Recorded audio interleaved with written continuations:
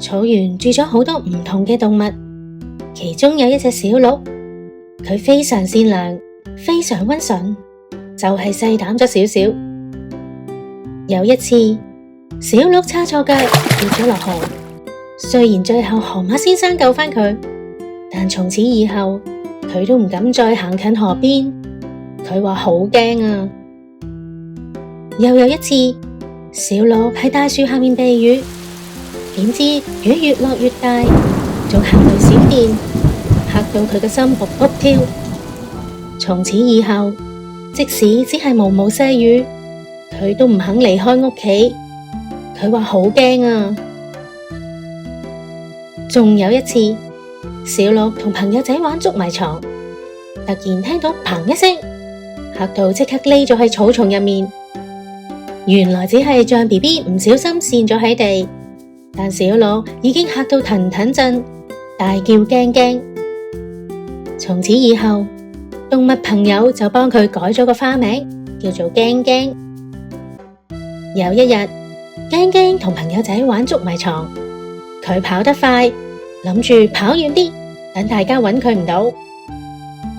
點知佢一直跑，一直跑，竟然越跑越遠，不經不覺已經離開咗草原，跑咗入森林裏面。弊啦，點解條條路都一模一樣咁嘅？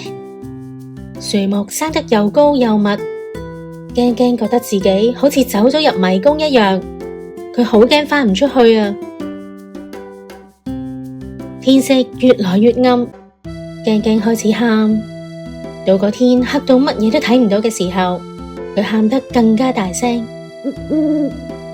貓頭鷹叔叔聽到喊聲，飛過嚟安慰佢：唔使驚，不如我留喺度陪你啊！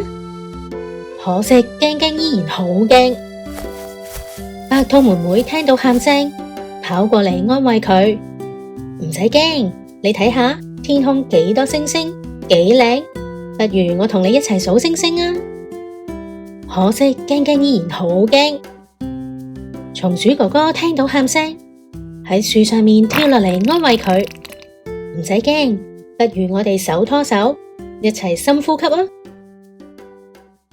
松鼠哥哥拖住驚驚，我哋一齊合埋眼，用鼻吸氣4秒，1、2、3、4，閉氣2秒，1、2，然後用口呼氣6秒，1、2、3、4、5、6，再嚟一次吸氣，1、2、3、4，閉氣1、2，呼氣1、2、3、4、5、6，有雀仔聲嘅，原來夜鶯小姐都嚟咗，唱歌陪伴驚驚。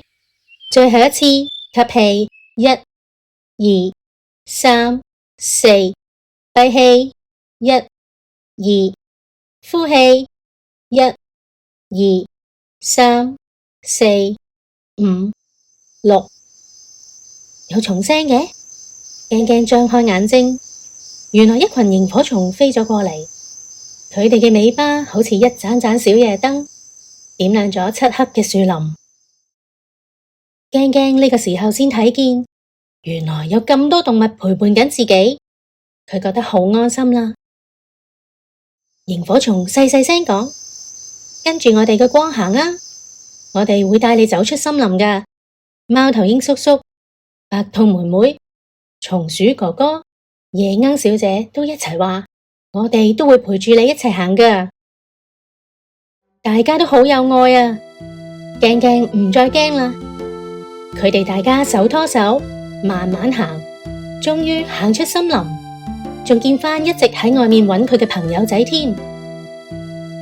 朋友仔好開心，個個都讚驚驚好勇敢。點解？